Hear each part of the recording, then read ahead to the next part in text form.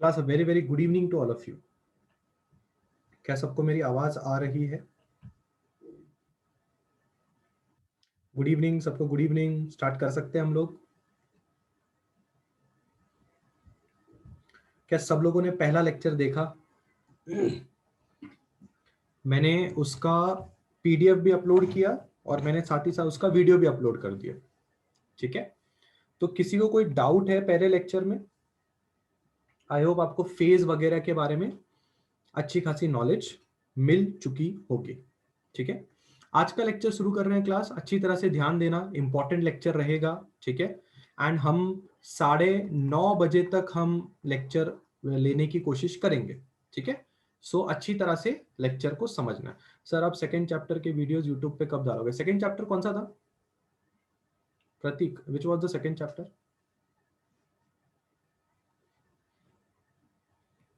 Fluid mechanics के lecture डालेंगे डालेंगे डालेंगे, डालता हूं मैं, सब लेक्चर्स डालता हूं। ठीक है, फ्लूइड मैकेनिक्स के डालता हूं। रोटेशन, रोटेशन के आई थिंक आ गए हैं ना सारे के सारे। ठीक है, केटीजी भी डालना है ना, केटीजी भी अब हो गया अपना, उसका भी डालना है। ठीक है ठीक है, करता हूं, सब करेंगे। अभी लेक्चर हम स्टार्ट कर रहे हैं आज का। ध्यान दीजिए। सबसे पहले आज हम पढ़ने वाले हैं एवरेज और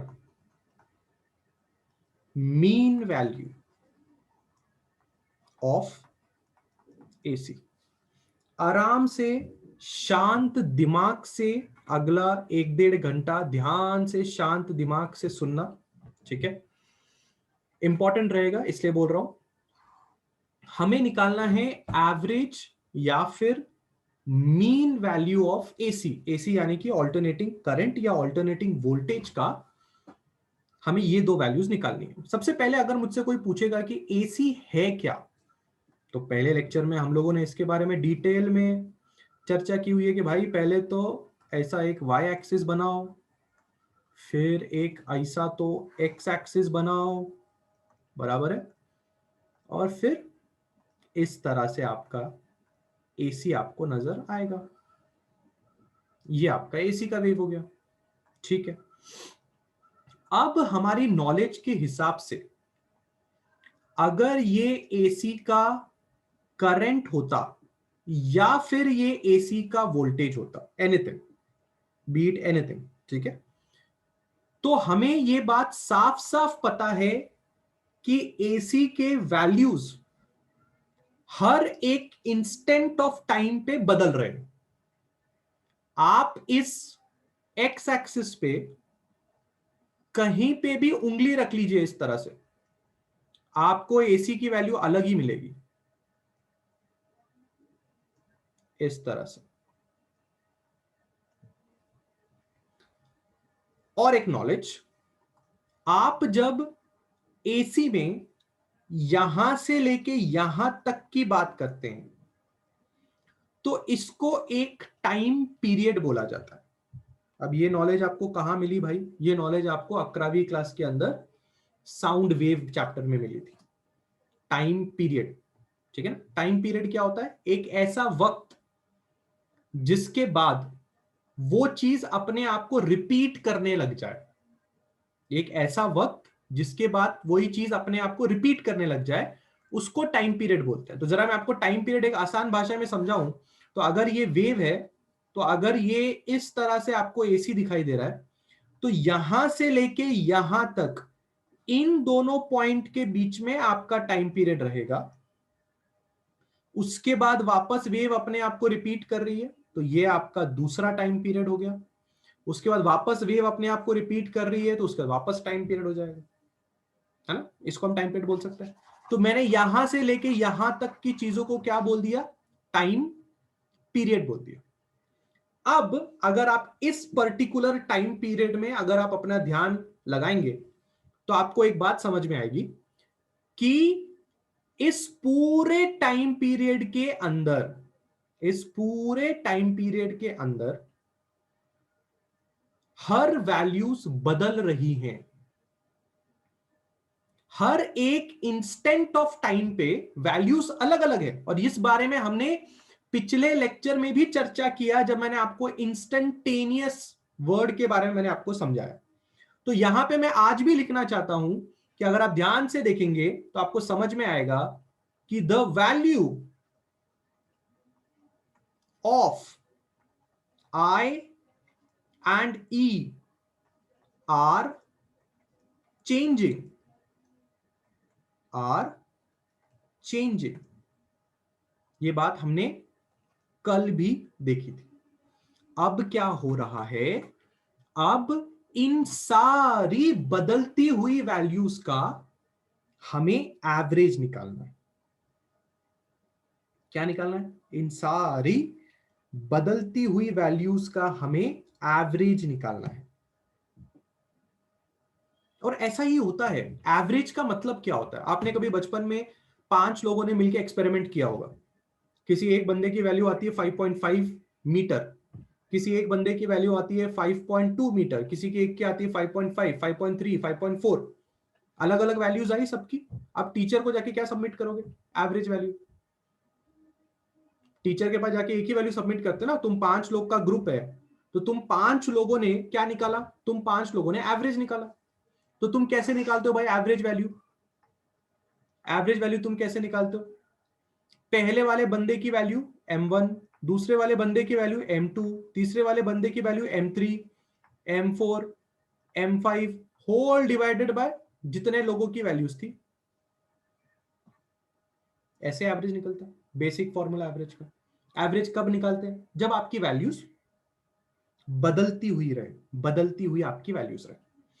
किसी ने आया और किसी ने आपसे कहा कि मुझे इस एसी का एवरेज वैल्यू बताओ। हमने बोला भाई तुम्हें एवरेज वैल्यू कहां से कहां तक की चाहिए? उसने बोला मुझे एक पूरे साइकिल के लिए चाहिए। हमने पूछा क्या? वापस बोलना जरा। उसने बोला I want the average value for a full cycle.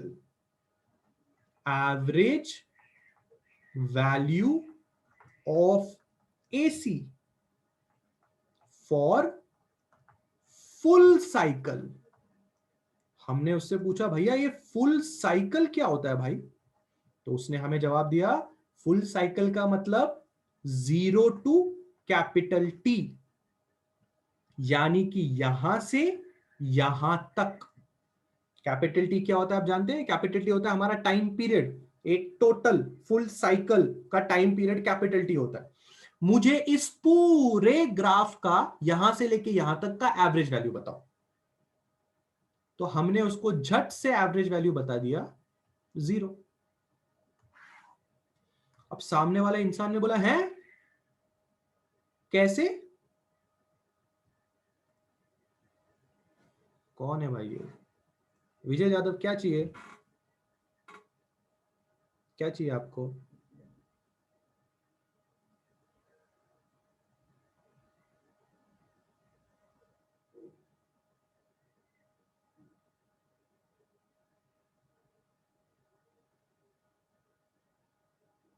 n number of cycles का मतलब विजय फ्रीक्वेंसी होता है, ठीक है? एंड टाइम पीरियड होता है 1/n।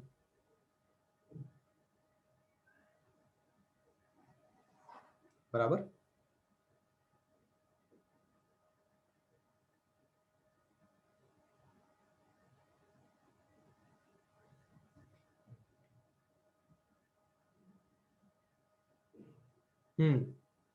आप छोटे टी की बात कर रहे हैं? You want to understand by छोटा टी?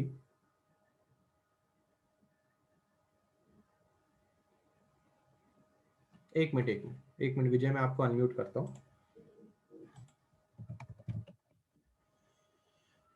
हाँ विजय बोलिए।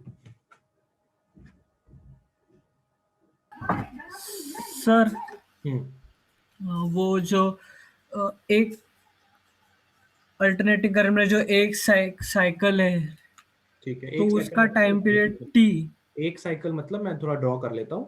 आप ये पॉजिटिव पार्ट, बराबर,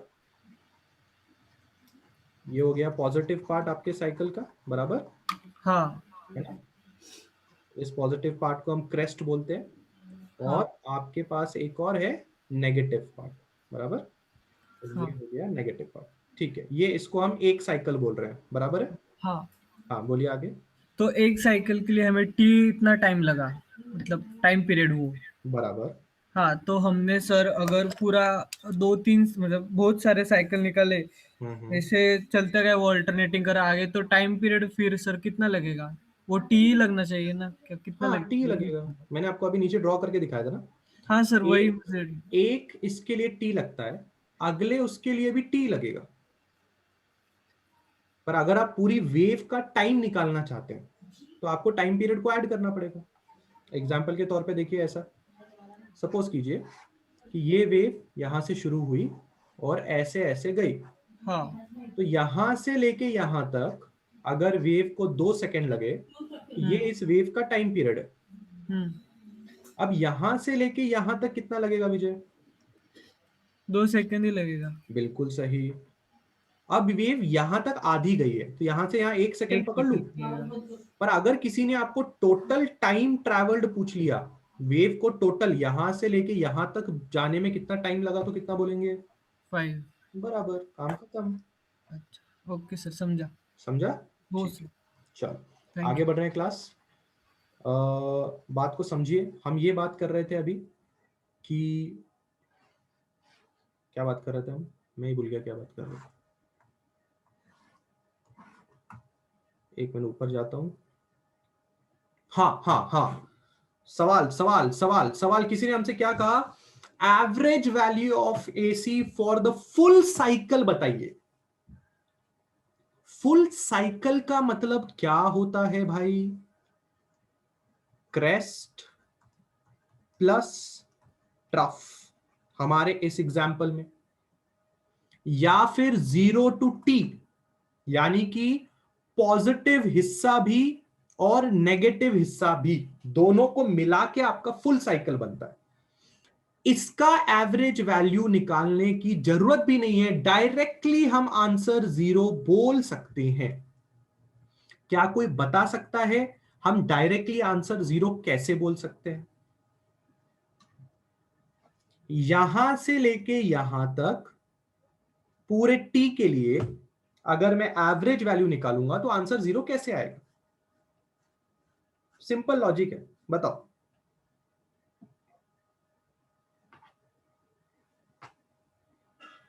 बिल्कुल सही, बिल्कुल सही, बहुत लोगों ने बिल्कुल सही गेस किया। क्या आपने गेस किया? क्या आपने कुछ गेस किया? क्या आपको ऐसा लगता है कि जो पॉजिटिव भाग है, जो ग्रीन कलर का हिस्सा आपको दिखाई दे रहा है और जो लाइट ब्लू कलर का हिस्सा आपको दिखाई दे रहा है, वो पॉजिटिव हिस्सा इस नेगेटिव हिस्से को कैंसल आउट कर देगा? कितने लोगों के गले के नीचे ये बात उतर रही है? कितने लोगों के गले के नीचे ये बात उतर रही है?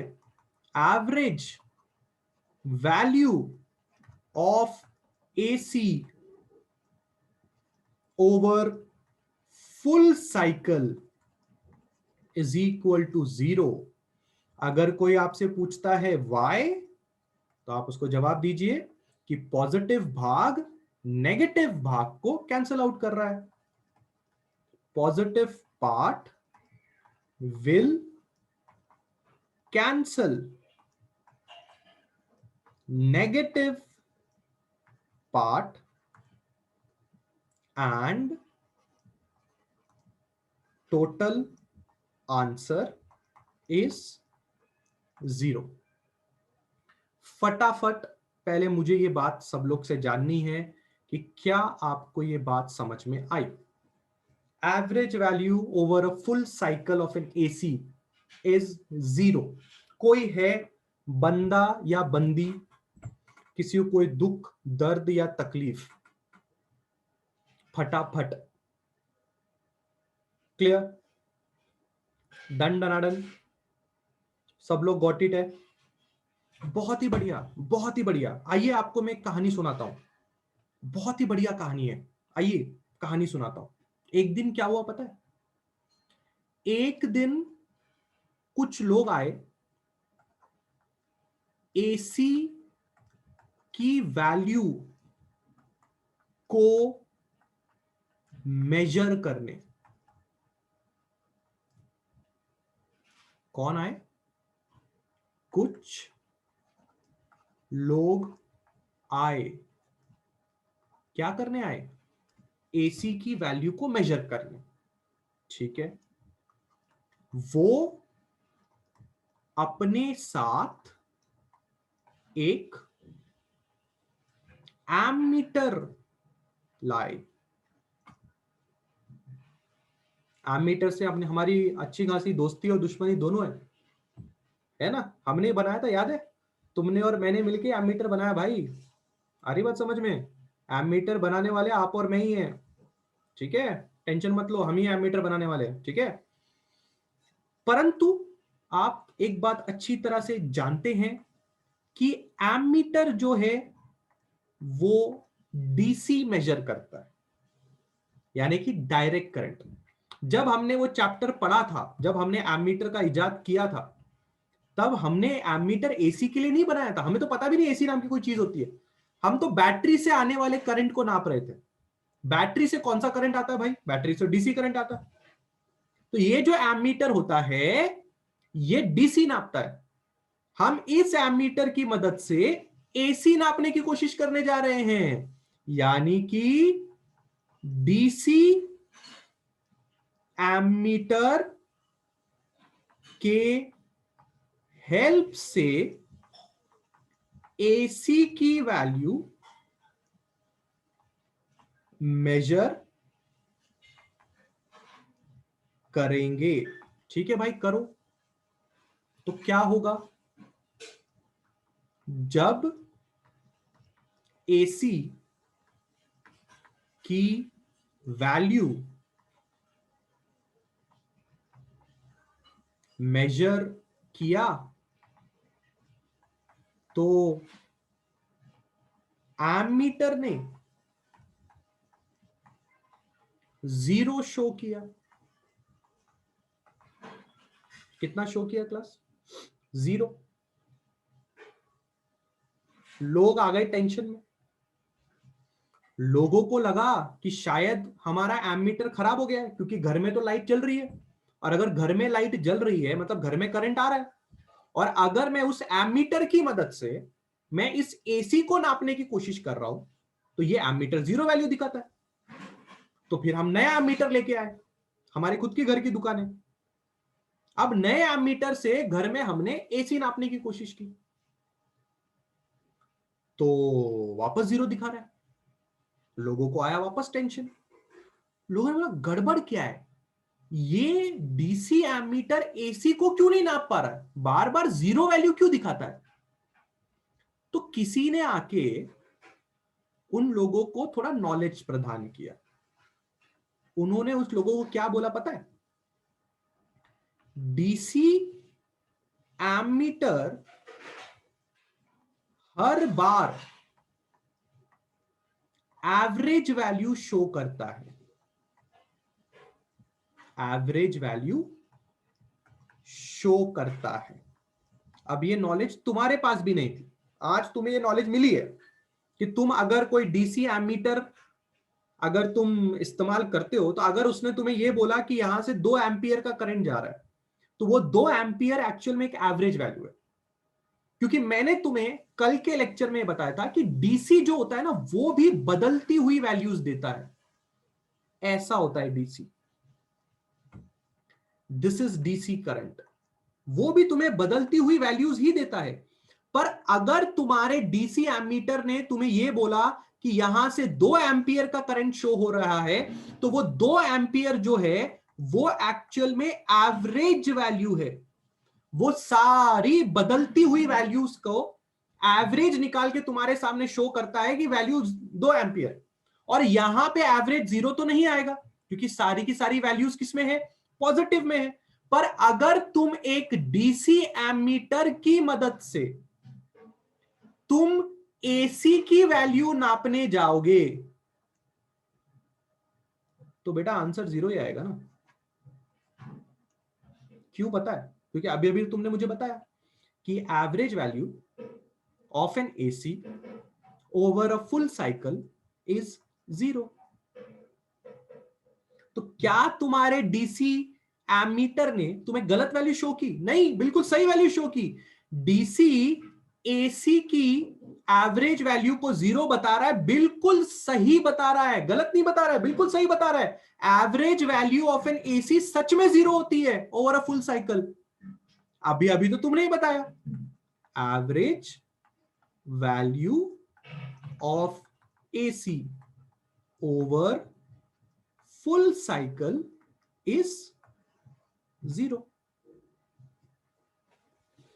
बाद में लोगों को यह समझा कि हमारा डीसी एमीटर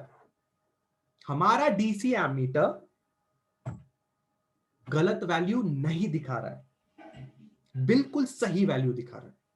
वो उसको जब एसी मेजर करने के लिए चले गए हम लोग, तो वो सही में 0 वैल्यू दिखा रहा है। अभिषेक शुक्ला, हमारे पास ग्राफ मेजर करने के लिए हमारे पास होते हैं डिवाइसेस, जिनकी मदद से हम देख के बता सकते हैं कि ये एसी है, ये डीसी है। ठीक है, बैटरी से निकलने वाला डीसी, आपके घर पे आने वाला एसी। ठीक है, मैं फिलहाल आपसे ये सवाल पूछ रहा हूं कि क्या डीसी एमीटर ने गलत वैल्यू शो किया कि सही वैल्यू शो किया? बोलो, डीसी एमीटर ने गलत वैल्यू शो किया कि सही वैल्यू शो किया? तुम्हें क्या लगता है? डीसी एमीटर की मदद से एसी नापने गए और उसने 0 दिखा दिया, क्या डीसी एमीटर ने सही काम किया कि गलत काम किया? और आपकी नॉलेज के लिए, डीसी एमीटर हर बार एवरेज वैल्यू शो करता है, मतलब वो एवरेज वैल्यू नापता है। क्लियर? सब लोग के दिमाग में बात क्लियर है? अरे हाँ या ना, फटाफट फटाफट, हाँ या ना। क्या सब लोग को ये बात समझ में आई? ठीक है, इसका मतलब क्या होगा? इसका मतलब क्या होगा? इसका मतलब यह हुआ ना कि अगर तुम कल उठ के किसी के भी घर पे जाके एसी नापने की कोशिश करोगे तो तुम नाप नहीं सकते। तुम एसी की एक पर्टिकुलर इंस्टेंट ऑफ टाइम पे वैल्यू बता सकते हो, वो इंस्टेंटेनियस वाला फॉर्मूला लगा के। बट तुम्हें अगर एसी की एवरेज वैल्यू निकालने की बात की जाए, एवरेज वैल्यू मतलब जो रियल लाइफ में हम बात करते हैं, जब हम रियल लाइफ में डीसी के बारे में बात करते हैं और कोई तुम्हें यह बोलता है कि यहां से 2 एम्पियर डीसी जा रहा है, तो वो 2 एम्पियर डीसी एवरेज वैल्यू है, क्योंकि भैया डीसी बदलता हुआ वैल्यू है, ये सब बदलती हुई वैल्यूज हैं, ये सब बदलती हुई वैल्यूज है। तो 2 एम्पियर क्या है भाई? 2 एम्पियर सारी बदलती हुई वैल्यूज का एवरेज है। ये रियल लाइफ में होता है। पर अगर हम रियल लाइफ में एसी का एवरेज वैल्यू पता करने जाएंगे तो भैया वो तो 0 है। तो लोगों को बताएंगे क्या? मेरे घर में कितना एसी करंट आता है? 0। तो मेरा बल्ब कैसे चलता है फिर? मेरा फैन कैसे चलता है फिर? कुछ ना कुछ तो एसी आता है ना भाई मेरे घर में, पर एवरेज वैल्यू तो 0 है। तो भाई तुमको लाइट बिल किस खुशी में आ रहा है? इस मुसीबत से निकलने के लिए हमें कुछ इलाज ढूंढना चाहिए कि नहीं ढूंढना चाहिए?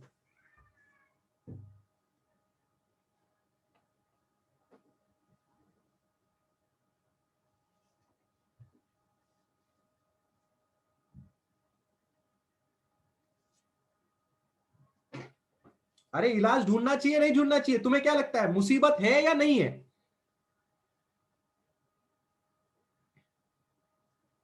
मुसीबत है या नहीं है? इसका इलाज ढूंढना चाहिए कि नहीं ढूंढना चाहिए? क्या लगता है तुम्हें? हाँ, ढूंढना चाहिए ना इसका इलाज, है ना? बिल्कुल सही, ढूंढना चाहिए ना?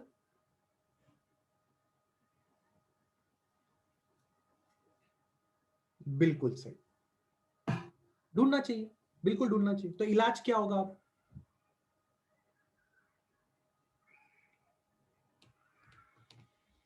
इलाज है आरएमएस वैल्यू।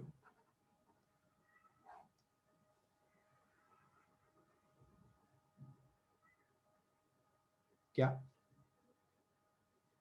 सपना डायरेक्टली अगर 0 वैल्यू शो कर रहा है तो एसी है, खत्म हो गया, बात पहचान लिया आपने।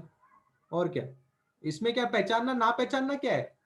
एमीटर लगाओ, 0 वैल्यू शो किया, हो गया, एसी जा रहा है। कुछ वैल्यू दिखाया तो डीसी है। क्या इलाज है?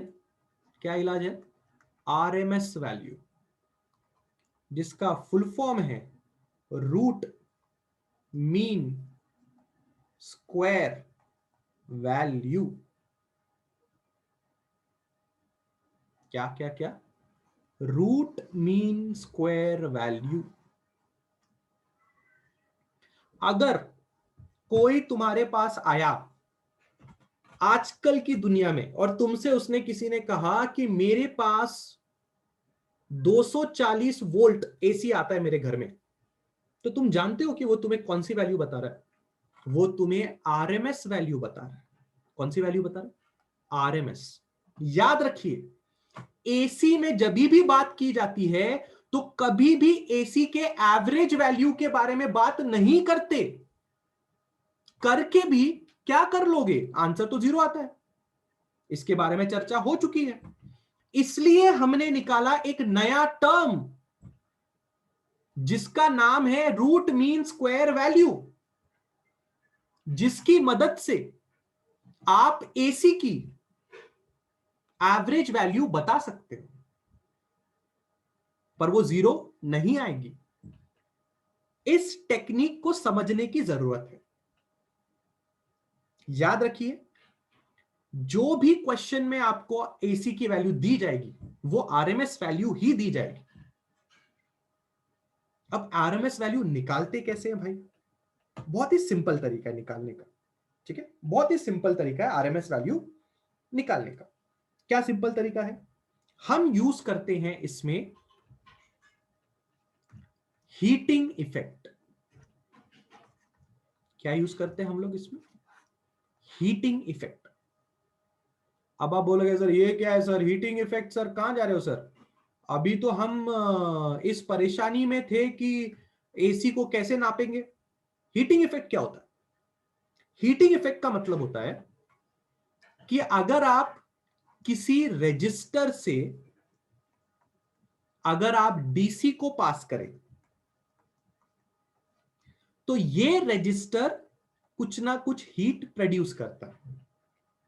ठीक है, अगर आप किसी रजिस्टर से एसी को पास करें तो वो रजिस्टर भी हीट प्रोड्यूस करता है। इस बात को देखा गया, इस बात को क्या किया? देखा गया, समझा गया कि एक रजिस्टर से अगर आप डीसी पास कर रहे हैं और अगर आप एक रजिस्टर से एसी पास कर रहे हैं तो उस रजिस्टर में हीट प्रोड्यूस होती है। और यह आपको लोअर क्लासेस में बताया गया है। बताया गया कि नहीं बताया गया? आई स्क्वायर आर टी नाम की कभी चीज सुनी है तुम लोगों ने? सुना है? Heat is equal to I square R T. heard about this formula in current electricity in lower classes? Power वगैरह का फॉर्मूला कभी जिंदगी में सुना होगा तो तुम्हें पता है कि रजिस्टर करंट को रोकता है, अपोज करता है, और अपोज करने के चक्कर में हीट प्रोड्यूस करता है। तो सबसे पहले तुम्हारे दिमाग में एक बात ठूसो, और वो दिमाग में ये होनी चाहिए कि तुम डीसी को रजिस्टर के साथ कनेक्ट करो या तुम एसी को रजिस्टर के साथ कनेक्ट करो। In both the cases register heat produce करता है। अब तुम्हारे दिमाग में सवाल आएगा कि सर तो क्या, अगर डीसी के साथ भी रजिस्टर हीट प्रोड्यूस करता है, एसी के साथ भी रजिस्टर हीट प्रोड्यूस करता है, तो क्या हो गया? अरे यही तो शुरुआत है। मेरी कहानी बिल्कुल ध्यान से समझना, और अगर तुम्हें कहानी समझ में आ गई तो तुम्हें आरएमएस वैल्यू समझ में आ जाएगी। सबसे पहले तुम्हें क्या करना है मैं तुम्हें बताता हूं। तुम्हें करना है एक काम। Take a resistor of value R, connect a DC with the resistor, T time के लिए वेट करो, डीसी को चालू करो। क्या करो? स्टार्ट डीसी, डीसी को चालू करो। Note the value of heat produced after time T. कुछ टाइम टी होगा, 10 मिनट, 15 मिनट, 20 मिनट। तुम्हारे दिमाग में कोई भी एक फिक्स टाइम पकड़ लो। 20 मिनट पकड़ लिया, टी 20 मिनट है। 20 मिनट के बाद कितनी हीट प्रोड्यूस हुई उसका वैल्यू नोट डाउन करके रख लेने का। ये डीसी का वैल्यू तुम्हें पहले से ही पता है, क्योंकि यार डीसी को हम एमीटर की मदद से मेजर कर सकते हैं ना, तो डीसी का वैल्यू तुम्हें पहले से ही पता है। तो तुमने क्या नोट डाउन किया उसको साइड में रख लो। क्या नोट डाउन किया? वैल्यू ऑफ डीसी तुम्हें पता है, ठीक है। और क्या पता है तुम्हें? तुम्हें और क्या पता है? तुम्हारी नॉलेज में और क्या है? Amount of heat produced by this DC in time T. वो टाइम टी कुछ भी हो सकता है, वो डीसी की वैल्यू कुछ भी हो सकती है। एग्जाम्पल के तौर पे ऐसा समझ लो ये डीसी 10 वोल्ट का है, या ये डीसी 2 एम्पियर का करंट देता है, कुछ भी मान लो, वोल्टेज में या करंट में कुछ भी मान लो। तुम्हें डीसी की वैल्यू पता है और तुम्हें यह पता है कि ये डीसी कुछ अमाउंट ऑफ हीट प्रोड्यूस करता है टाइम टी में। एग्जाम्पल जो डीसी का वोल्टेज है वो 10 वोल्ट्स है, जो वक्त हुआ वो 20 मिनट हुआ, और जो हीट प्रोड्यूस हुई वो 100 जूल्स हुई। मतलब तुम जाके अपने सर को बोलोगे कि सर इस 10 वोल्ट के डीसी ने 10 वोल्ट के डीसी ने, और हो सकता है 10 वोल्ट का डीसी 2 एम्पियर का डीसी करंट भी देता हो। बैटरी जो होते हैं उसके पास वोल्टेज होता है, उसके पास करंट होता है। तो तुम तुम्हारे सर को जाके बोलोगे कि सर ये 10 वोल्ट का डीसी 2 एम्पियर का करंट देता है और 20 मिनट के अंदर 100 जूल्स की हीट प्रोड्यूस करता है। वापस रिपीट कर रहा हूं मैं स्टेटमेंट, सर ये 10 वोल्ट का डीसी 2 एम्पियर का करंट देता है और 20 मिनट में 100 जूल्स ऑफ हीट प्रोड्यूस करता है। कितने लोगों के दिमाग में यह स्टेटमेंट क्लियर है? ये जो मैंने डब्बे में लिखा,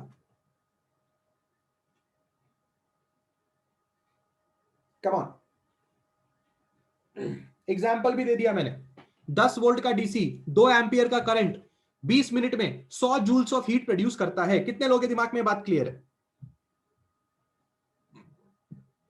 done done? Everybody is clear about this thing? पक्का? Can I move forward? Can I move forward? अब मेरी बात बिल्कुल ध्यान से समझना, अगला 5 मिनट कान खुले रखना, अगला 5 मिनट कान खुले रखना। सेम रजिस्टर को एक एसी के साथ कनेक्ट करो, सेम रजिस्टर को एक एसी के साथ कनेक्ट करो, और मेरा डायलॉग बिल्कुल ध्यान से समझो, मेरा डायलॉग बिल्कुल ध्यान से समझो। जो एसी 10 मिनट में 100 जूल प्रोड्यूस करेगा, वो एसी का वैल्यू ऊपर वाले डीसी के बराबर माना जाएगा। टैक्टिक समझो, टैक्टिक क्या है, टैक्टिक क्या है समझो। तुमने एक XYZ AC वोल्ट यहां पे लगा दिया, XYZ वोल्ट्स यहां पे लगा दिया, केस 1। तुमने XYZ AC वोल्ट यहां पे लगा दिया, समझो XYZ क्यों लेना है, E1 ले लेते हैं। E1 वोल्ट्स तुमने यहां लगा दिया। तुम्हें पता है क्या E1 वोल्ट्स कितना है? नहीं पता तुम्हें। तुमने 20 मिनट तक, सॉरी 10 मिनट था कि 20 मिनट था, 20 मिनट था ना ऊपर, हाँ 20 मिनट था, सॉरी मैंने 10 मिनट लिखा, 20 मिनट था। तुमने 20 मिनट तक वेट किया, तुमने 20 मिनट तक वेट किया। अगर 20 मिनट के बाद इस E1 वाले बंदे ने 20 मिनट में अगर 100 जूल प्रोड्यूस कर दिया, तो इस E1 की वैल्यू 10 वोल्ट्स 2 एम्पियर है।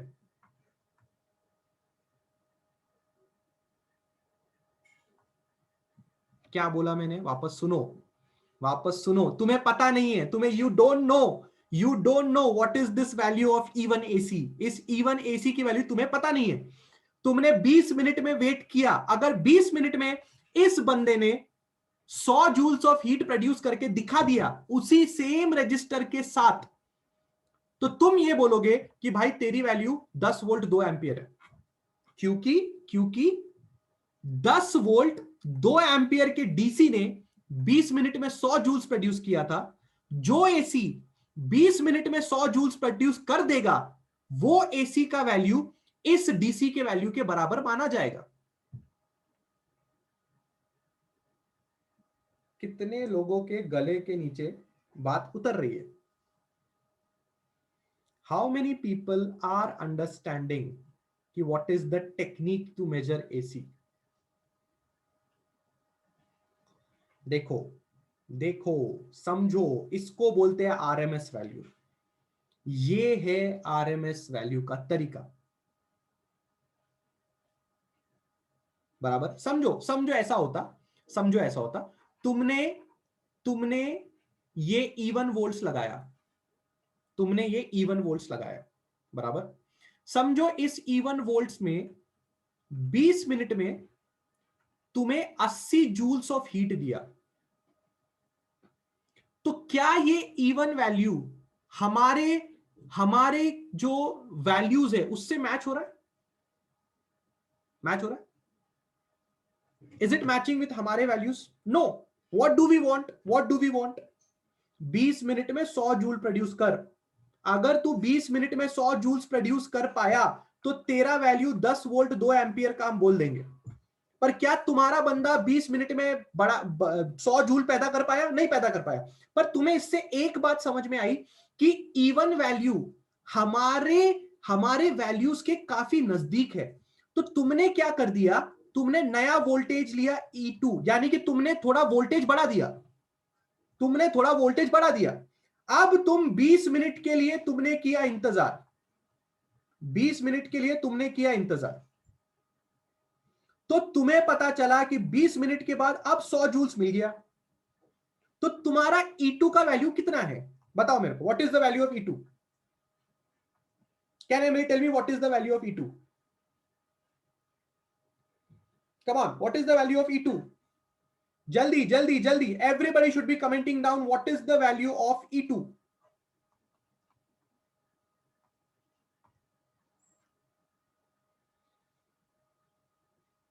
गले के नीचे बात अगर ना उतर रही हो तो बोलो। अभी तक से मैंने आरएमएस का सिर्फ किस्सा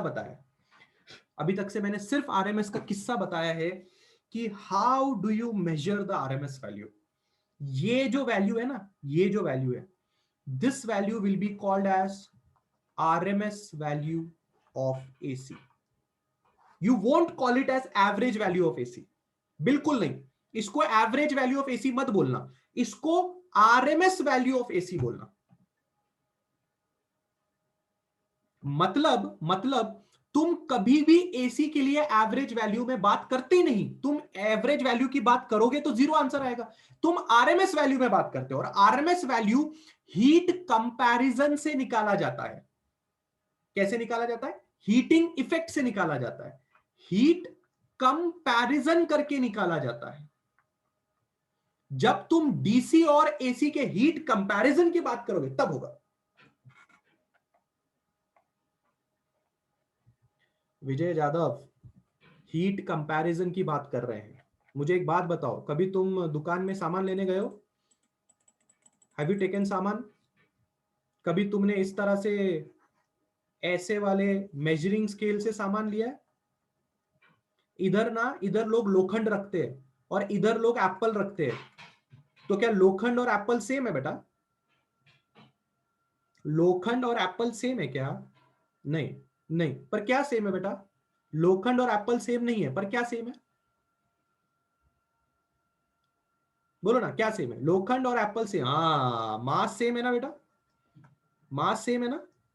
आपका डाउट ऐसे कैसे आ सकता है कि एसी और डीसी सेम है? क्या मैंने क्या कहा एसी और डीसी सेम है? डिड आई एवर से एसी और डीसी सेम है? नहीं। मैंने क्या कहा? दोनों की वैल्यू सेम है। दोनों की क्या सेम है? वैल्यू। जैसे लोखंड का मास और एप्पल का मास बराबर हो सकता है, पर लोखंड अलग चीज से बना है और एप्पल अलग चीज से बना है, तो क्या डीसी और एसी का वैल्यू सेम नहीं हो सकता? दोनों अलग चीज से बनी है पर वैल्यू तो सेम हो सकती है। बात किसी को समझ में आ रही है? किसी को बात समझ में आ रही है कि क्या हम डीसी के इस्तेमाल से एसी की वैल्यू पता कर सकते हैं? इस बात पे अगर किसी को डाउट है तो मेरा लोखंड और एप्पल वाला एग्जांपल ले लो भाई। मैंने ये कभी नहीं कहा कि डीसी और एसी सेम है। मैंने ये जरूर कहा कि जो डीसी या जो एसी 20 मिनट में 100 जूल पैदा कर लेगा, उस एसी की वैल्यू इस डीसी के वैल्यू के बराबर हो जाएगी। पर इसका मतलब ये नहीं है कि डीसी और एसी सेम है।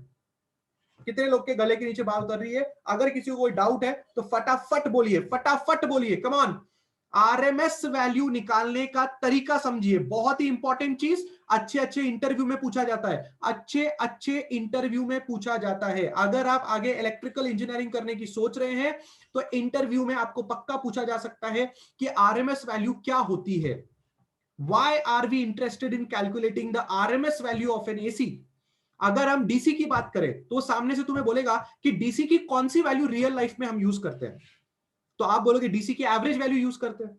फिर वो आपको बोलेगा एसी की कौन सी वैल्यू हम रियल लाइफ में यूज करते हैं, तो आप बोलोगे आरएमएस वैल्यू यूज करते हैं। क्यों भाई? क्यों भाई? हम एसी की एवरेज वैल्यू क्यों नहीं बात करते रियल लाइफ में? क्या तकलीफ है? क्योंकि भाई एसी का एवरेज वैल्यू 0 आता है। तो फिर आरएमएस वैल्यू क्यों यूज करते हैं? क्योंकि आरएमएस वैल्यू यूज करने के बाद हमें एसी की वैल्यू मिल सकती है। पर आरएमएस वैल्यू में किस टेक्निक का इस्तेमाल किया जाता है? हीट कंपैरिजन का इस्तेमाल किया जाता है। और इस तरह से आप हीट कंपैरिजन करके किसी भी पर्टिकुलर एसी की वैल्यू बता सकते हो। हाँ या ना? डन डना done? Anybody wants to ask me a doubt? फटाफट फटाफट फटाफट डन डना डन होना चाहिए एकदम। किसी के दिमाग में डाउट है पूछिए पूछिए, बैठिए मत। मैं कोई ना कोई अलग एग्जाम्पल देख के वो आपके दिल में उतार दूंगा, आप उसका टेंशन मत लो। आप बिंदास मुझसे पूछो, I give you some another example और वो बात मैं आपके दिल में उतार दूंगा। जैसे बहुत बेसिक सा डाउट है कि सर इसका मतलब एसी और डीसी सेम है, तो मैंने आपको एक बेसिक सा एग्जाम्पल दिया जिससे आपको समझ में आया कि सेम ना होके भी दोनों कुछ ना कुछ तो काम कर रहे हैं। लोखंड और एप्पल सेम नहीं है, पर लोखंड का मास और एप्पल का मास सेम है जब वो बैलेंस हो जाए।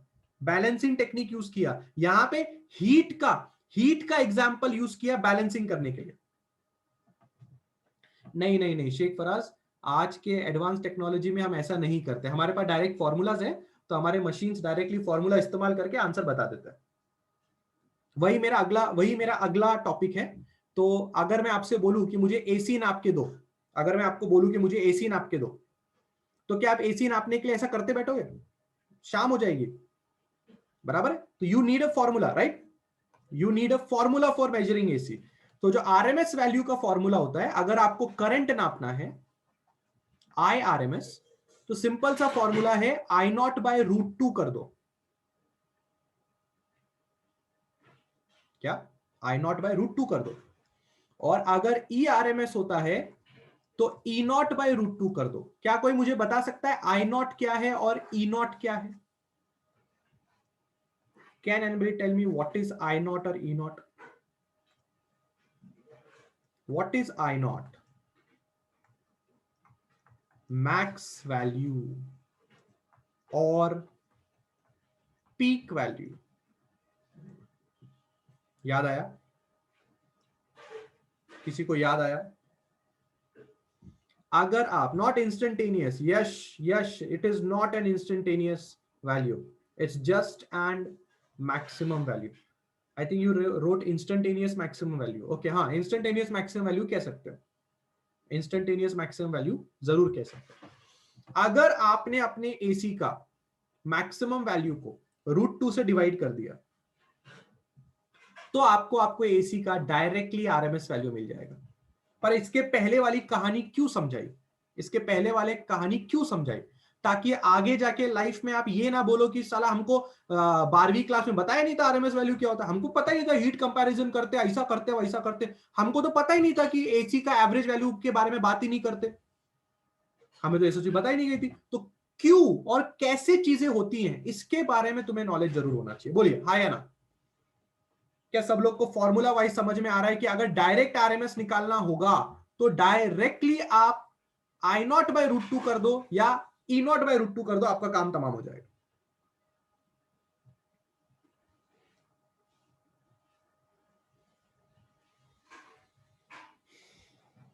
डन डनाडन,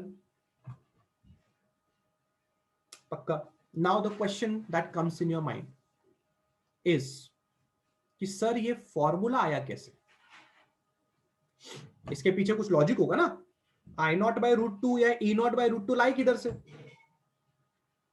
हमें थ्योरेटिकल तो समझ में आया कि हीट को नापो, ऐसा करो वैसा करो तो तुमको ये बराबर डीसी वो बराबर एसी हो जाता है, ठीक है, वो ठीक है। पर ये I naught by root two और E naught by root two formula कहां से आया? इस फॉर्मूले को जरा समझिए। सबसे पहले आपके दिमाग में जो डाउट आना चाहिए कि why did we use heat comparison?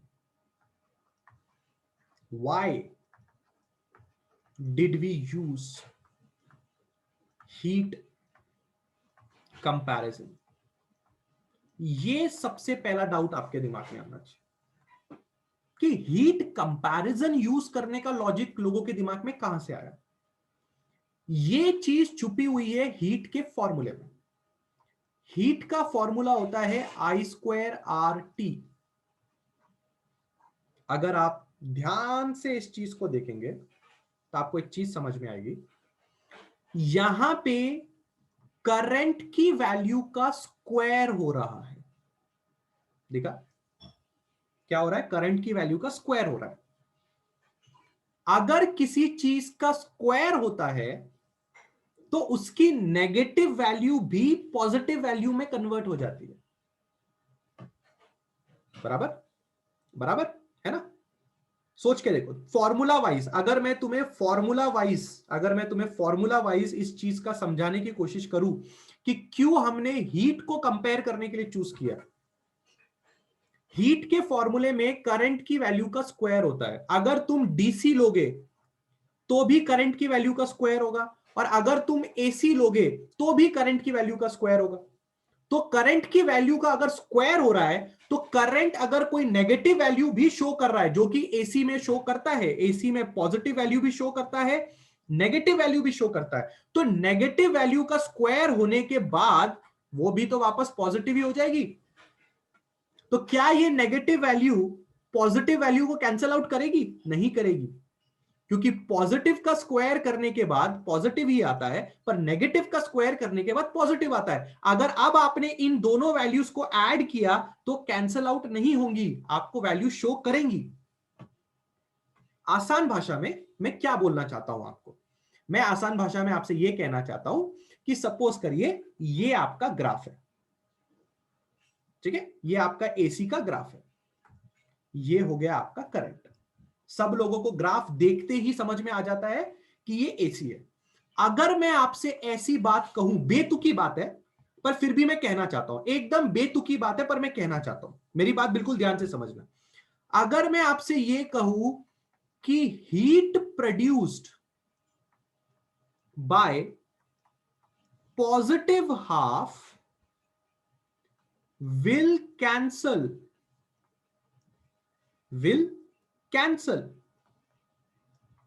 the heat produced by negative half, क्या यह बात सही है कि गलत है? इस पॉजिटिव हाफ ने जितनी हीट प्रोड्यूस की, ये नेगेटिव हाफ ने उस हीट को कैंसिल कर दिया। ये बात सही है कि गलत है? कितने लोग को लगता है बात सही है, या कितने लोग को लगता है ये बात गलत है? ऐसा होगा? ऐसा होगा? तुम्हें लगता है ऐसा होगा? हीट कैसे कैंसिल हो सकती है? क्या हीट कैंसिल हो सकती है? सोच के देखो तुम यहां खड़े हो, यहां से गर्म हवा आ रही है और यहां से भी गर्म हवा आ रही है, तो क्या ये गर्म हवा को ये गर्म हवा कैंसिल कर देगी? अरे भाई, रियल लाइफ में बैठ के सोचो, क्या हीट एक दूसरे को कैंसिल आउट करती है? यहां से गर्म हवा आ रही है, यहां से गर्म हवा आ रही है, तो इस गर्म हवा ने इस गर्म हवा को कैंसिल कर दिया। होता है ऐसा? नहीं होता ऐसा। हीट कभी भी एक दूसरे को कैंसिल आउट नहीं करती। मतलब ये स्टेटमेंट सरासर गलत है, और इसी चीज का हम फायदा उठा रहे हैं।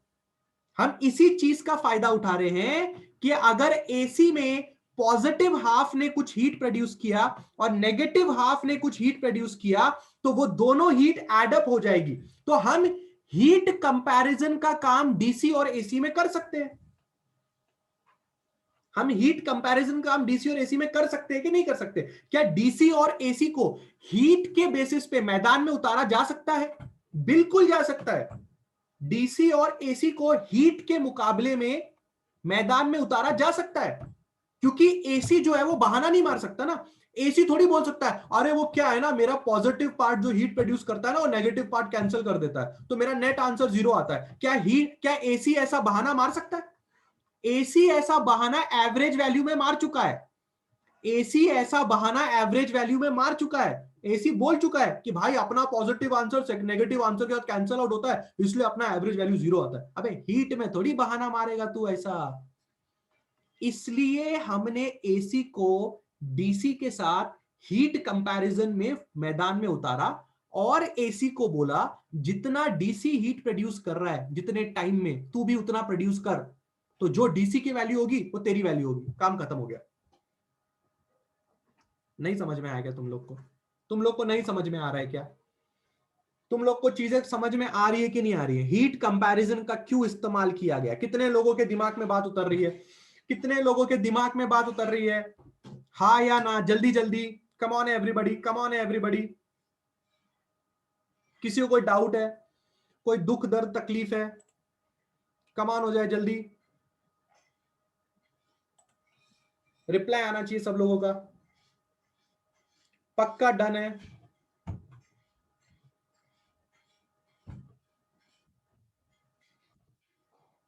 ठीक है। अब हम जाते हैं फॉर्मूला के बेसिस पे। अब मैं तुम्हें यह बताता हूं कि वो जो ऊपर का फॉर्मूला था वो आया कैसे। देखिए, थोड़ी मैथमेटिक्स समझाता हूं तुम्हें। मुझे ये नहीं पता कि तुम्हारे नॉलेज कितनी है। सर अगर फॉर्मूला बस IRT होता तो यहां भी बहाना होता है एसी का। बिल्कुल सही कह रहे हैं अभिषेक, बट बहाना नहीं चलेगा ना। हमें पता है ना कि हीट एडअप होती है ना। वो तो फॉर्मूला अगर बच्चे को भी पता होता, बच्चे को अगर ये फॉर्मूला भी नहीं पता, H=I²RT, बच्चे को नहीं पता ये फॉर्मूला, तो भी बच्चे को इतना तो पता है कि हीट एडअप होती है। तो कैंसिल आउट होकर 0 आंसर देने का कोई सवाल ही नहीं आता, इसलिए हमने यूज कर लिया। ठीक है, चलिए। जितने लोग के बात गले में उतर गई है बहुत अच्छी बात है। अब मैं तुम्हें कुछ बात बताना चाहता हूं। देखिए, थोड़ी मैथमेटिक्स की बात करते हैं। कैसा होता है पता है? मैथमेटिक्स में you must have heard the word integration. सुना है? सुना है कभी इंटीग्रेशन वर्ड के बारे में? सुना, पढ़ा है मैथ्स में इंटीग्रेशन, है ना? कब इस्तेमाल कब करते हो? इंटीग्रेशन का इस्तेमाल कब करते हो? When do you use the word integration? आप इंटीग्रेशन का इस्तेमाल कब करते हो? बोलो।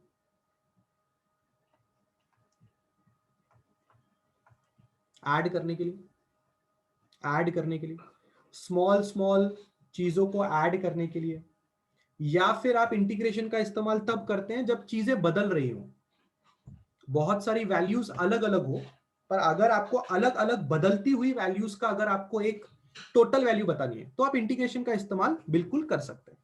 तो यहां पे हम इंटीग्रेशन का इस्तेमाल करने जा रहे हैं। याद रखिए, किसी भी वेव के अंदर यहां तक जो वैल्यू होती है वो पाई होती है, यहां तक जो वैल्यू होती है वो 2 पाई होती है। तो हम शुरुआत कर रहे हैं 0 से, और हम पूरा घूम के जाएंगे 2 पाई तक। 0 से हम जाएंगे 2 पाई तक, और हमें 0 से 2 पाई के बीच की सारी वैल्यूज का हमें इंटीग्रेशन करके फाइनल वैल्यू बतानी है। हमें यह बात भी पता है कि जो चीज हम कैलकुलेट कर रहे हैं वो IRMS है। हम IRMS का स्क्वायर लिखेंगे इक्वल टू इंटीग्रेशन, हम यहां पे लिखेंगे I square d theta whole divided by integration of d theta 0 to 2 pi 0 to 2π। अब आपके दिमाग में सवाल आ सकता है कि सर लाते कहां से हो फॉर्मूला, आता कहां से फॉर्मूला? ये सिंपल है, समझने के लिए बिल्कुल सिंपल फॉर्मूला। सबसे पहले तो आपने ये समझना है कि ये जो फॉर्मूले में स्क्वायर टर्म्स क्यों आ रहे हैं, क्योंकि यार आपको पता है कि हम डायरेक्टली आई से बात नहीं कर सकते। अगर हम आई का स्क्वायर करेंगे तभी पॉजिटिव पार्ट नेगेटिव पार्ट को कैंसिल आउट नहीं करेगा, इसलिए हमने आई स्क्वायर यहां पे भी लिखा है, आई स्क्वायर यहां पे भी लिखा। दूसरी बात, क्योंकि आप अभी भी एवरेज ही निकालने की कोशिश कर रहे हो, पर मैं एवरेज वर्ड का इस्तेमाल नहीं करना चाहता, आप कंफ्यूज हो जाओगे इसलिए, क्योंकि आप बोलोगे सर आप तो आरएमएस की बात कर रहे थे। आरएमएस जो वैल्यू है वो भी एक तरह से आपको एवरेज ही बता रही है, बट जब आरएमएस से आप एवरेज वैल्यू निकालते हो तो आंसर 0 नहीं आता। बस इस बात का खुशी है हमें आरएमएस से। पर आरएमएस क्या कर रहा है? आरएमएस तुम्हें यहां से लेके यहां तक की सारी वैल्यूज का एक वैल्यू बता रहा है, पर वो वैल्यू तुम्हें 0 नहीं बताता। ये आरएमएस की खासियत है। तो कभी भी अगर आप एवरेज निकालने की कोशिश करते हैं तो आपको डिवाइड करना पड़ता है टोटल से। तो यहां से लेके यहां तक जो टोटल में एंगल होगा वो नीचे की तरफ आएगा, और इंटीग्रेशन आपने किया I square d theta, because integration is going from 0 to 2π। I क्या है? Instantaneous value. आई क्या है? Instantaneous value. इंटीग्रेशन करते समय आपको पता होगा कि जब भी आप इंटीग्रेशन करते हैं तो समझिए आपने इंटीग्रेशन किया x dx का फ्रॉम x1 to x2। ये x क्या है? ये x एक पर्टिकुलर जगह पे एक वैल्यू है, उस वैल्यू का तुम इंटीग्रेशन करते हो, बाद में उसमें upper limit lower limit put करते हो तो तुम्हें टोटल वैल्यू मिल जाती है। तो यहां पे जो हमने आई लिखा है, हो सकता है वो आई एक पर्टिकुलर जगह की वैल्यू हो। एक पर्टिकुलर जगह की वैल्यू को हम 0 से लेके 2π तक अगर इंटीग्रेट करेंगे तो हमें सारी वैल्यूज का इंटीग्रेशन मिल जाएगा। ये होता है इंटीग्रेशन का कमाल।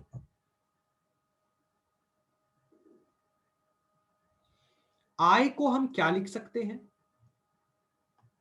आई आरएमएस का स्क्वायर, इंटीग्रेशन जा रहा है फ्रॉम 0 to 2π। आई को मैं क्या लिख सकता हूं? I naught sine theta d theta, यहां पे मैं लिख सकता हूं स्क्वायर एंड स्क्वायर। अब आप बोलोगे सर ये फॉर्मूला लाते कहां से हो? कहीं से नहीं लाया, कल से ही लाया। कल जो पढ़ा है ना उधर से ही है, कुछ अलग नया कुछ भी नहीं है। मैं तुम्हें लिख के दिखाता हूं, शायद तुम्हें यकीन आ जाए कि मैंने जो कल लिखा था वही लिखा है। कल मैंने तुम्हें आई का फॉर्मूला लिखा था आई नॉट साइन ओमेगा टी, अगर तुम्हें याद आएगा तो।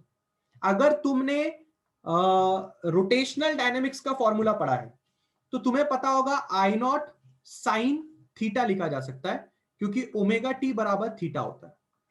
तो आज हम ओमेगा टी के टर्म्स में बात नहीं कर रहे हैं, आज हम थीटा के टर्म्स में बात कर रहे हैं। तो मैंने सिर्फ आई की जगह पे I is equal to I naught sine theta लिखा है, पर क्योंकि यहां पे आई का स्क्वायर है इसलिए आई नॉट का स्क्वायर और साइन का स्क्वायर और डी थीटा तो पहले से ही था, और नीचे अगर आप डी थीटा का इंटीग्रेशन करेंगे तो वो आएगा 2π।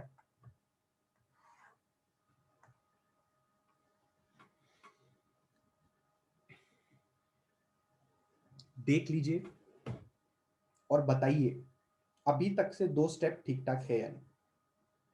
आई आरएमएस का स्क्वायर इसलिए किया जा रहा है क्योंकि आप जानते हैं कि हमें स्क्वायर करना है। आप जानते हैं हमें स्क्वायर क्यों करना है। अगर हम स्क्वायर नहीं करेंगे तो आंसर 0 वापस आ जाएगा। ठीक है, इंटीग्रेशन क्यों कर रहे हो? इंटीग्रेशन करके आप फाइनल आंसर निकालना चाहते हो। नीचे ये वाला टर्म क्यों आप डाल रहे हो? नीचे ये वाला टर्म आप क्यों डाल रहे हो? क्योंकि आप अभी भी एवरेज निकालने की कोशिश कर रहे हो। तो एवरेज में टोटल से डिवाइड करना पड़ता है, इसलिए टोटल यहां पे क्या है? टोटल यहां पे एंगल्स हैं, यहां से लेके यहां तक के टोटल एंगल आप नीचे इंटीग्रेशन में डाल रहे हो। और ऊपर आप एक वैल्यू का इंटीग्रेशन कर रहे हो फ्रॉम 0 to 2 पाई। 0 to 2 पाई क्यों? क्योंकि एक टाइम पीरियड 0 से 2 पाई का होता है। चेक कर लीजिए, अभी भी कोई डाउट है पूछ लीजिए। अरे इंटीग्रेशन हमने इंस्टेंटेनियस वैल्यू का किया, एक करंट की वैल्यू का हमने इंटीग्रेशन किया।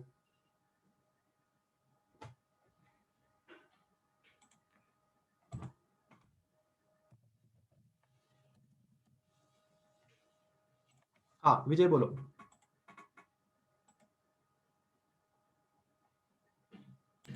सर वो नी, नी, नी, नीचे किसका ये किया, इंटीग्रेशन किया? ऊपर किसका किया वो समझा क्या? हाँ। बोलो किसका किया ऊपर इंटीग्रेशन? ये आई क्या है? आरएमएस का किया ना सर हमने, क्यों? नहीं नहीं नहीं, आरएमएस तो निकालना है, ये तो हाँ, निकालना है, ये तो निकालना है। ये क्या है? करंट है, इंस्टेंटेनियस करंट है कि सिर्फ करंट है? इंस्टेंटेनियस। अच्छा ठीक है, तो ऊपर वाला इंटीग्रेशन कर रहे हैं इंस्टेंटेनियस का, बराबर है। इंस्टेंटेनियस मतलब एक पर्टिकुलर जगह पे जो करंट की वैल्यू है उसका इंटीग्रेशन कर रहे हैं। कहां से कहां तक कर रहे हैं? 0 to पाई। 0 to 2 पाई। इतनी बात ऊपर की समझ में आ गई। अब मुझे एक बात बताओ, मैंने अभी तुम्हें थोड़ी देर पहले एवरेज का एग्जांपल दिया था। हाँ एवरेज में हम किसी चीज से डिवाइड करते हैं, किससे डिवाइड करते हैं? जितने नंबर होंगे उससे। जितने नंबर ऑफ वैल्यूज होंगे, बराबर है। 0 to 2 पाई के बीच में कितने नंबर ऑफ वैल्यूज होंगे? 0 to 2 पाई, 2 पाई इतने होंगे। 2 पाई के वैल्यूज होंगे ना, हाँ। बराबर। ये देखो नीचे 2 पाई आ रहा है, इसको इंटीग्रेट करके। अच्छा, नहीं सर, मुझे लगा कि वो जो इंटीग्रेशन है और डी थीटा उसके बीच में कुछ नहीं लिखा ना। किसके बीच में? मतलब हमने के लिए अभी यहाँ पे इसे आई स्क्वायर लिखा है। इंटीग्रेशन डी थीटा 0 टू पाई, इसको ये इसके इसके बीच में कुछ नहीं लिखा, आपको ऐसा लग रहा है, बराबर है। डी थीटा क्या है? D theta is just value, एक डेरिवेटिव वैल्यू है। अगर आप डी थीटा का इंटीग्रेशन करेंगे तो आपको थीटा मिलेगा, और अगर आप थीटा को 0 से 2 पाई में पुट करेंगे तो 2 पाई माइनस 0 आएगा, यानी कि 2 पाई आएगा। वो 2 हाँ पाई क्या है? What is this 2 pi? This 2 pi is number of values between 0 to 2 pi. 0 से लेके 2 पाई के बीच में 2 पाई वैल्यूज होंगे ना, हाँ हाँ हाँ। बस वही लिखा। बस इंटीग्रेशन के फॉर्म में तुम्हें दिख रहा है तो इसलिए दिमाग को टेंशन आ रहा है। ये समझा, अच्छे से पर समझा। अगर आप नॉर्मल एवरेज के फॉर्म में देखोगे तो तुम्हें टेंशन नहीं आएगा। ऊपर इंटीग्रेशन, नीचे एवरेज करने के लिए सारी की सारी वैल्यूज, कितनी वैल्यूज होंगी? 0 से 2 पाई के बीच में 2 पाई वैल्यूज होंगी, इससे नीचे 2 पाई, ऊपर इंटीग्रेशन। Yes, sir। अब क्लियर है विजय? एकदम अच्छे से क्लियर है। बहुत ही बढ़िया। चलिए, और किसी को कोई डाउट है? Anybody else facing a doubt in this formula? नीचे 2 पाई क्यों आया ये समझ में आया? हम अभी भी एवरेज ही निकाल रहे हैं। डोंट गेट कंफ्यूज कि सर आरएमएस कभी बोलते हो कभी एवरेज बोलते हो। अरे बाबा, हम आरएमएस की मदद से एवरेज निकाल रहे हैं। डायरेक्ट एवरेज निकालोगे आंसर 0 आ जाएगा, आरएमएस की मदद से एवरेज निकालोगे आंसर 0 नहीं आएगा। कितने लोग के गले के नीचे बात उतर रही है? फॉर्मूला कितने लोग को समझ में आ रहा है? हाँ या ना? Anybody is facing any doubts in this? Come on, give me yes और नो। डन डनाडन, पक्का क्लियर है? अब क्लास, इंटीग्रेशन जैसा चैप्टर अगर आपका हो चुका है, इसको अगर आप सॉल्व करोगे तो आपको I0/√2 आंसर आ जाएगा। सिमिलरली अगर आप ऐसे ही वोल्टेज को सॉल्व करते हो तो आपको E0/√2 भी आंसर आ जाएगा। सिमिलर, खाली I की जगह पे E लिखना है, सेम प्रोसीजर। और इंटीग्रेशन आई होप आप लोगों को आता होगा। सो क्लास, हम इस चैप्टर में सिर्फ और सिर्फ आरएमएस वैल्यू पे ही जिंदा है, और कोई वैल्यू हमें नहीं पता। अगर हमें कुछ पता है तो सिर्फ आरएमएस वैल्यू ही पता है, और कोई वैल्यू हम एसी के लिए नहीं देखते। करंट का वैल्यू किसी ने तुम्हें दे दिया, आरएमएस है। करंट का वोल्टेज का वैल्यू किसी ने दे दिया, आरएमएस है। E0/√2 मैक्सिमम वैल्यू का √2 करने का, काम खत्म करने का। Is it done? Is it done? D theta इसलिए लिया क्योंकि इंटीग्रेशन करने के लिए dx लेना पड़ता है बेटा। इंटीग्रेशन कभी भी तुम एक वैल्यू का करोगे तो dx का करोगे कि नहीं करोगे? तो अगर तुम्हें सारी की सारी वैल्यूज पता करनी है तो तुम डी थीटा के साथ तो काम करोगे ना, तभी तो डी थीटा का इंटीग्रेशन करके तुम्हें 2 पाई मिलेगा, और 2 पाई नंबर ऑफ वैल्यूज है, इसलिए डी थीटा लिया। डन डन डन, पक्का, क्लियर, दैट्स ग्रेट। आज के लिए इतना काफी है। जब नेक्स्ट लेक्चर में आएंगे तो हम इसके आगे एसी को कनेक्ट करेंगे रजिस्टर के साथ, कैपेसिटर के साथ, इंडक्टर के साथ, और चैप्टर को आगे बढ़ाएंगे। कृपया करके आज का लेक्चर नेक्स्ट लेक्चर में पढ़ के आए, प्लस जो इंटीग्रेशन मैंने आपको करने के लिए दिया है वो आप करके आएंगे। हर चीज मैं ही आपको सॉल्व करके दूंगा, तो आप क्या करेंगे, इससे आपकी इंटीग्रेशन की भी प्रैक्टिस हो जाएगी और थोड़ा बहुत मजा भी आ जाएगा। मिलते हैं क्लास अगले लेक्चर में। Take care, bye.